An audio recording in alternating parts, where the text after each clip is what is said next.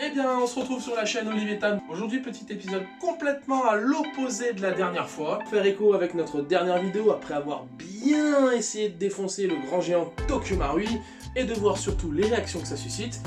Eh bien, aujourd'hui, on va partir en croisade. Nous allons partir en pèlerinage afin d'essayer de trouver le pardon de Tokyo Marui en disant que des choses bien sur une création qu'ils ont faite il y a longtemps. Un truc extraordinaire qui m'a plu, qui nous a marqué, qui a marqué le monde de l'airsoft en général. Oh, j'en fais peut-être un peu trop là. Allez, on envoie.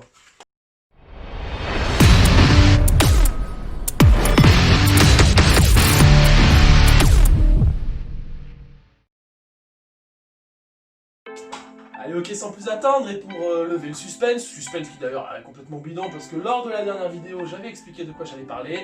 Je veux bien sûr parler du PS1 de chez Tokyo Marui. Allez, on attaque avec le sommaire de la vidéo. On aura une aparté RS, une présentation de la réplique et du packaging, ainsi que de mon propre custom, une comparaison entre G3 et PSG1, une analyse mécanique de la gearbox et de l'interne, et bien évidemment une conclusion. Le PSG1 produit par HK, sorti en 1991 et utilisé dans les années 90, c'est un fusil qui a été développé suite aux Jeux Olympiques de Munich en 72, où il y a eu une prise d'otage et où la police allemande a été incapable de traiter suffisamment rapidement plusieurs cibles, dû notamment à l'emploi de fusils à verrou. En réponse à cet événement, il a été demandé à HK de produire un fusil semi-automatique capable de loger des munitions de 7,62 par 51 dans une cible de 80 cm de diamètre à 300 mètres. Le but étant d'obtenir un fusil semi-automatique suffisamment précis pour faire face aux fusils à verrou, car à l'époque les fusils semi-automatiques n'étaient pas du tout réputés pour leur précision. C'est un fusil qui est extrêmement cher dû à sa complexité de production. À l'époque il était à peu près à 16 000 $, aujourd'hui il paraît que sur le marché de l'occasion il peut atteindre 25 000 dû à sa rareté. En gros, pour faire simple, c'est un G3 rallongé avec un canon lourd et des systèmes de détente plus fins. Le corps a été renforcé, on y a rajouté aussi un forward assist. Aujourd'hui c'est un fusil qui est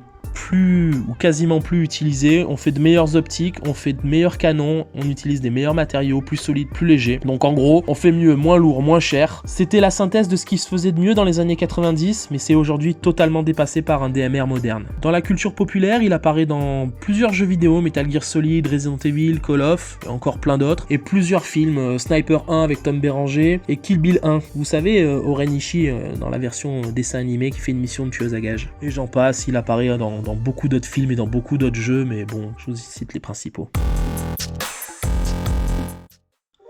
Alors, comment peut-on parler déjà du PSG1 sans aborder une réplique qui est magnifique?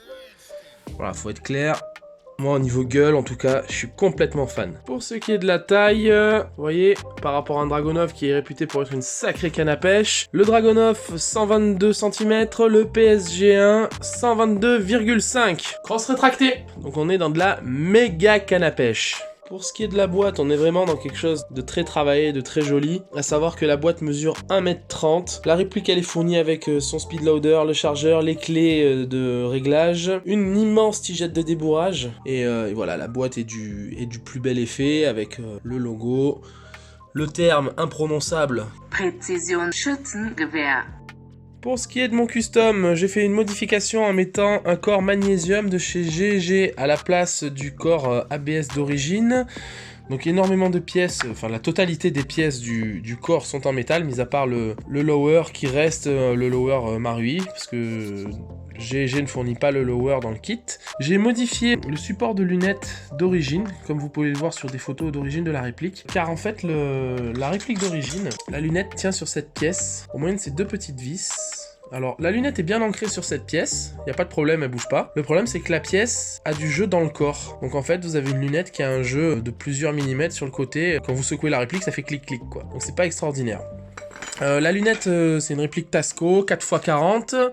A noter que les tourelles sont des tourelles manipulables et pas forcément avec un tournevis de merde comme la plupart des lunettes d'Airsoft. C'est assez plaisant. Avec un œil tour en caoutchouc, elle a une protection de vitre qui est amovible d'ailleurs, vous pouvez l'enlever, je vais pas le faire parce que elle bouge pas. Donc voilà, mon custom de PSG1, à savoir que j'avais acheté le bipied, qui était un bipied spécial de PSG1 qui juste se glisse dans le rail par l'avant. Ce bipied est juste pourri. Il coûte super cher, il coûte plus de 50 balles pour un bipied. C'est de l'alu, ça c'est du plastoc, ça c'est du plastoc. Pour l'ouvrir, c'est un calvaire, c'est pas du tout pratique.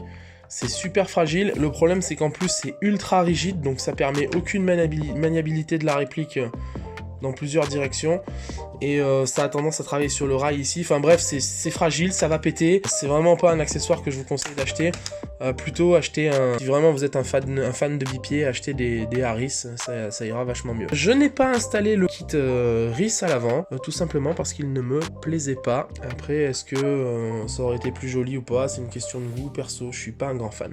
Alors, à savoir que pour les besoins de la vidéo, j'ai racheté des pièces de PS1 que j'ai trouvées sur FA. Donc j'avais une gearbox complète, des pièces, et avec 2-3 bricoles que j'avais à la maison, j'ai reconstitué, alors pas vraiment un PSG1, pas vraiment un MSG 90, ni un G3 SG1, on va dire une espèce d'hybride un peu custom. Bon, clairement, j'en ai pas grand chose à foutre, c'était surtout pour tout ça que je l'ai acheté. À savoir que celui-là est une réalisation que j'ai faite il y a plus de 10 ans, et que comme il est réglé au poil de cul, ben, ça me faisait un peu chier de tout le désosser pour vous montrer comment ça marche. Pour ce qui est de l'interne de ma réplique, j'avais installé un FTK Systema 400%, donc le 400%, je sais même pas quelle puissance ça délivrait. Quoi qu'il en soit, c'était beaucoup trop pour être jouable en France, raisonnablement. Je l'ai pas gardé longtemps, hein, c'était un délire de jeune con. Je l'ai gardé quelques semaines, j'ai descendu par un 200% à 400 fps. Donc dans le FTK Systema, il est inclus une tête de cylindre,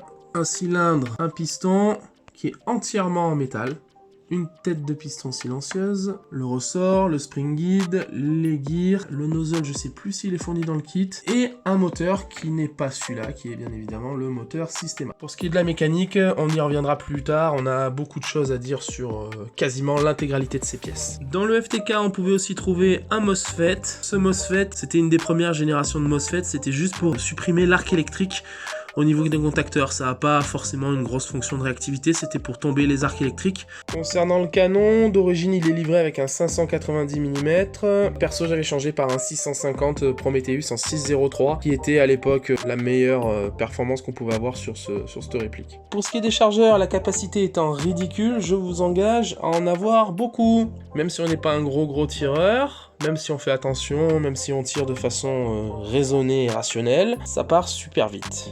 Donc pour pas avoir à se retrouver à charger comme un con au milieu d'une partie, je vous engage à avoir quelques chargeurs, d'autant qu'ils sont tout petits.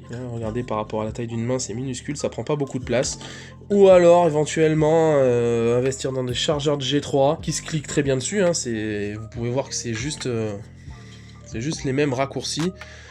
Ça donne un look vraiment différent. Voilà, la réplique n'a pas du tout la même tronche, c'est vraiment autre chose. Pour résumer, on peut dire qu'en fait les chargeurs courts, ils avaient plus une vocation police, et les chargeurs longs qui ont été installés sur les variantes de PSG1, et pas sur les PSG1, sur les variantes éventuellement militaires, parce qu'il y a eu quelques variantes militaires, notamment le MSG 90, et qui utilisaient des chargeurs longs. Perso, je préfère vraiment le look du chargeur court, d'autant qu'en termes d'encombrement, la réplique elle est déjà suffisamment longue, suffisamment lourde, cela dit très bien équilibré, mais le chargeur long devant est assez gênant, d'autant que les chargeurs courts ont une petite spécificité qui est le follower, ce qui permet de ne pas perdre de billes quand vous retirez votre chargeur, c'est-à-dire que jusqu'à la dernière bille, la réplique va pouvoir tirer. C'était vraiment en avance sur son temps, parce que je rappelle que la réplique est sortie en 95, donc en 95, Marui avait déjà inventé le système du follower.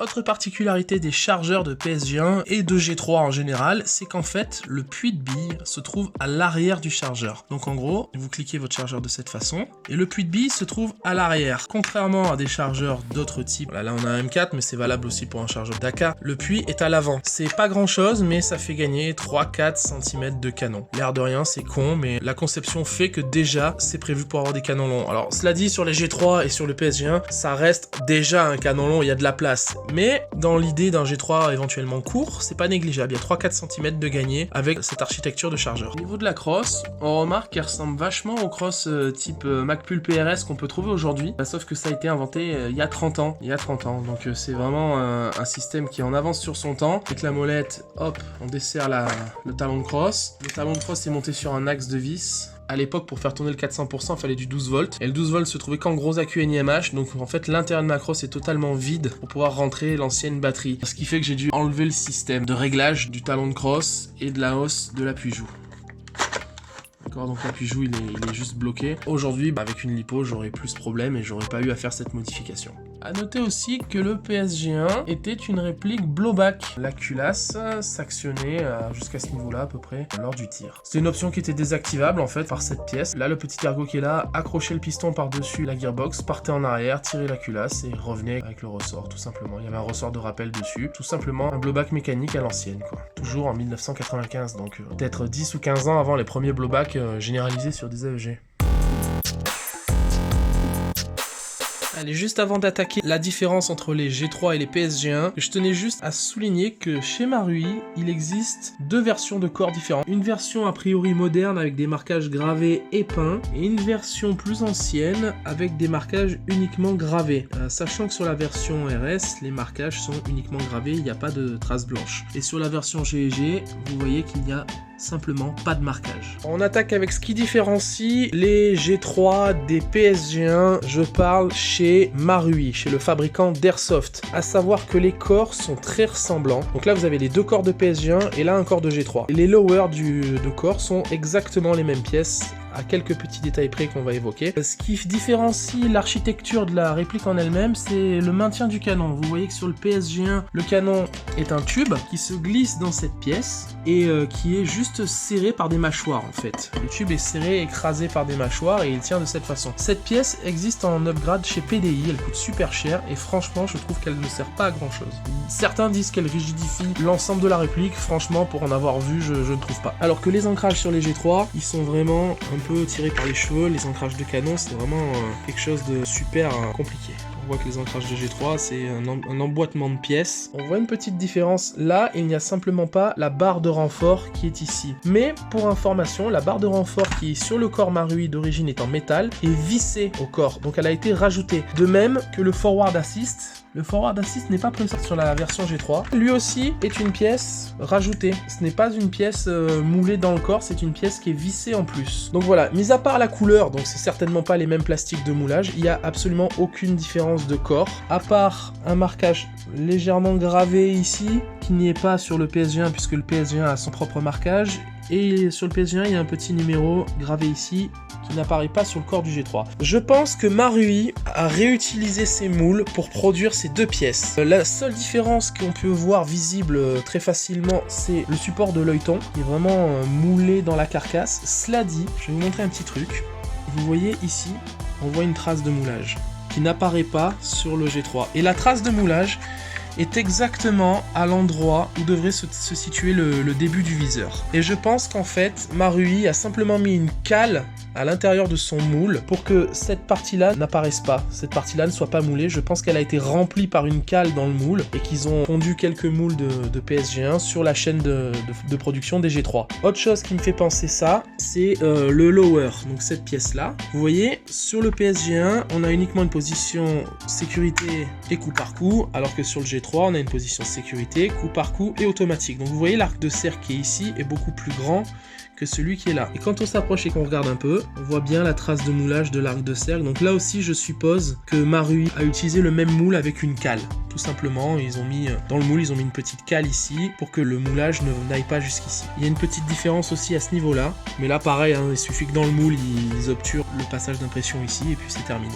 Voilà. La seule chose qui me fait penser que Marui n'a pas utilisé le même moule, c'est que vous voyez à ce niveau-là, on n'est pas du tout dans la même conception. C'est un petit peu différent. Concernant les culasses, du moins les fausses culasses, là pour le coup, il s'agit vraiment de deux pièces différentes. C'est des petites pièces, donc les moules ne devaient pas être trop chers à fabriquer. Celle-là, c'est celle du PSG1, celle-là du G3. Celle du PSG1, on voit bien l'écran pour le forward assist. On voit à ce niveau-là qu'elles sont très très différentes. Et au passage, là, une petite nuance. Je vous expliquerai un petit peu plus tard à quoi elle correspond. C'est pour le tappet plate. On en parlera dans le chapitre mécanique. Pour ce qui est des crosses, la crosse de PSG1, la crosse de G3, elles sont parfaitement compatibles et interchangeables d'un modèle à l'autre. Le système de fixation sur le corps est exactement le même, deux goupilles. Dans le PSG1, il y a une petite pièce métallique qui permet certainement la rigidité du corps, pour ne pas que le corps s'écrase. Je vais arriver à la sortir, voilà. Donc cette petite pièce métallique qui certainement a pour but de remplir le vide pour que le corps ne s'écrase pas sur lui-même. On retrouve cette pièce sur les corps de G3 qui est un peu plus longue et elle en plastique par contre, un petit peu plus fragile. Au niveau des gaz tubes, on voit bien que la façon dont se termine l'avant de la réplique n'est pas du tout la même.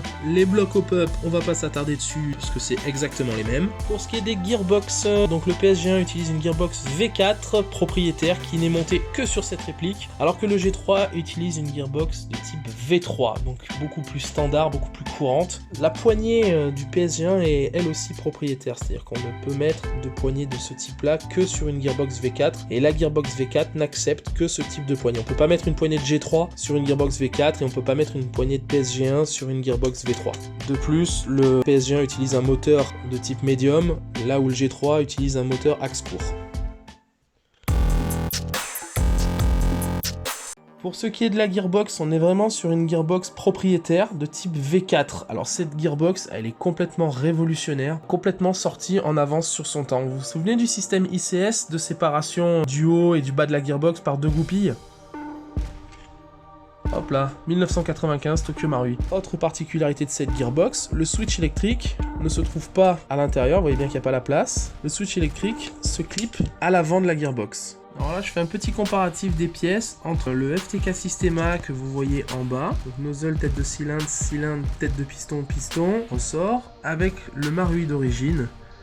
Donc quand même, on voit quand même une différence de qualité, à savoir que l'intégralité du piston Systema est en métal. Cela dit, ça n'empêche pas, il peut y avoir certaines casses, notamment avec les abrutis qui utilisent des kits trop puissants, dont j'ai fait partie. Pour ce qui est des engrenages, en haut, les Marui d'origine, vous voyez bien au niveau des engrenages, les Marui, les Systema, on voit bien la différence de finition des pièces. Et on voit surtout au niveau du bevel gear que le ratio n'est pas le même. Donc on est vraiment dans une configuration high torque, alors que là on est dans une configuration standard. Alors petite particularité des sector gear, et ben le sector gear Marui est quand même mieux foutu au niveau du delayer ici. Le delayer Systema est légèrement plus fin, plus abrasif, plus tranchant. C'est des delayers à la con, ils sont assez mal foutus, je dois avouer. Et le problème c'est qu'ils attaquent, le Systema attaque les tappet plates. Là, c'est mangé à cause de ça. Parce que ça, c'est plus épais. Et là, elle a tendance un peu à ripper sur la tappet plate et la pièce est moins bien foutue à ce niveau-là. Après, l'engrenage en lui-même est de meilleure qualité. C'est un acier vachement plus dense. Je crois même que c'est du titane pour bilanter. Les deux pièces, elles ont chacune leur avantage. Celle-là sera plus solide et celle-là mettra moins de contraintes sur le tappet plate. On n'a pas parlé des spring guides sur roulement pour le Systema. Autre chose que j'ai oublié de spécifier dans le kit Systema, il y avait des bushings en métal pour pallier au bushing 6 mm d'origine du Marui qui, quand on augmentait un peu en puissance, avait tendance à un peu se bouffer. Mais bon, après ça reste des bushings très corrects d'origine. Alors, concernant les moteurs, d'origine, le PSG1 est monté avec un OG700 spécial PSG1 qui est un moteur pas mauvais. L'air de rien, c'est un moteur qui est assez performant. Dans le FTK qui est monté sur mon custom, j'ai un Systema Magnum. C'est un high torque de génération moins antérieure. Il existe d'anciennes générations de moteurs Systema qui, elles, sont super mauvaises. Les têtes sont fragiles, les dents pètent, elles se décrochent, ils sont pas du tout coupleux, enfin franchement c'est vraiment les premières générations de moteurs Systema. Si un jour vous devez acheter un de ces moteurs, donc que ce soit en axe court, en axe moyen spécial PSG1 ou en axe long, ce moteur là est pas génial. Le Systema Magnum, rouge foncé et noir, il est extraordinaire. Celui-là par contre c'est vraiment un super moteur, c'est un des meilleurs moteurs que j'ai pu essayer sur le marché. Le Systema Magnum High Torque, donc qui est rouge ici et qui est censé être rouge là aussi, là j'avais modifié l'axe, je sais plus pourquoi. Il existe aussi une version high speed qui est le Systema Turbo, qui est bleu au lieu d'être rouge, qui est vraiment aussi un super moteur. Cela dit, sur le turbo, les têtes ne sont pas les mêmes et elles ont tendance à se poncer un peu plus vite. Cela dit, c'est pas une nécessité pour des petits plans d'upgrade. Jusqu'à 200%, le moteur d'origine convient parfaitement. Donc voilà, l'intégralité des pièces internes de PSG1 sont propriétaires. Du moindre engrenage au piston, à la tête de piston, au cylindre, à la tête de cylindre, à la tapered plate, au nozzle, au moteur, tout est propriétaire. Tout a été uniquement conçu pour le PSG1. Donc oui, ça c'est un peu la merde, c'est un peu chiant quand vous devez changer les pièces. Ben, souvent, écoute bonbon et souvent c'est dur d'en trouver. Pour le coup, moi j'ai fait une boîte dédiée aux pièces de PSG1 pour être sûr de pas les mélanger avec tout le reste, quoi. Comme ça, elles sont à part et je sais que le PSG1, toutes les pièces internes sont là. On va noter une queue de détente en 2 morceaux avec cette partie qui se clique à l'intérieur de la détente, qui fait une espèce de repose-doigt, comme vous pouvez le voir ici, et qui donne un look ultra particulier à l'ensemble de la réplique et qui franchement moi j'adore. On a un anti-retour assez particulier, la partie qui se coince dans l'engrenage de ce côté-là et la partie qui est en interaction avec cette pièce-là qui permet de relâcher le piston s'il est armé. C'est-à-dire que ça vous évite de stocker votre réplique piston armé et de travailler sur le ressort. Donc du coup en fin de partie, tac, vous appuyez sur ce bouton, ça relâche tout en agissant sur l'anti-retour. En fait ça permet au l'anti-retour de se lever et de relâcher l'ensemble du système. Donc voilà pour illustrer un peu le système de désembrayage de l'anti-retour. Donc on voit bien là l'anti-retour qui est prolongé avec la petite patte et le petit levier ici. On voit bien qu'en l'actionnant, il se lève et en fait il a juste pour fonction de libérer tout le cycle d'engrenage et de relâcher le ressort. Donc, quand on regarde de plus près, l'ergot ressort ici. Il est atteignable avec le doigt. Là je montre avec un tournevis pour pas cacher la vue. Là le PSG1 est armé. Et on débraye. Parce qu'en fait, la grande particularité de cette gearbox, c'est qu'en fait, elle fonctionne à l'envers. Je m'explique. Une gearbox standard, vous appuyez sur votre détente, votre switch électrique s'active, le moteur se met à tourner, les engrenages aussi, le piston va s'armer, l'engrenage va relâcher le piston, et l'air expulsé va propulser la bille. Sur le PSG1, c'est différent en fait. Vous avez un premier coup d'armement, c'est-à-dire que quand vous commencez votre partie, vous devez d'abord appuyer une fois dans le vide sur votre détente. Zip, le piston sera armé. Une fois que votre réplique est armée, quand vous rappuyez sur la détente, le mode de fonctionnement c'est petite impulsion électrique pour finir le cycle, paf, ça tire, et ensuite, zip, ça réarme. Ça fait qu'en fait, vous gagnez vachement en réactivité. Ça évite tout le temps de chargement et de relâchement. C'est-à-dire que la réplique, au lieu de faire zip, paf, elle est directement là, et elle fait paf, bzzz. Donc en fait, c'est un pré-armement du piston. Pour illustrer, le premier coup, on arme, et ensuite on tire.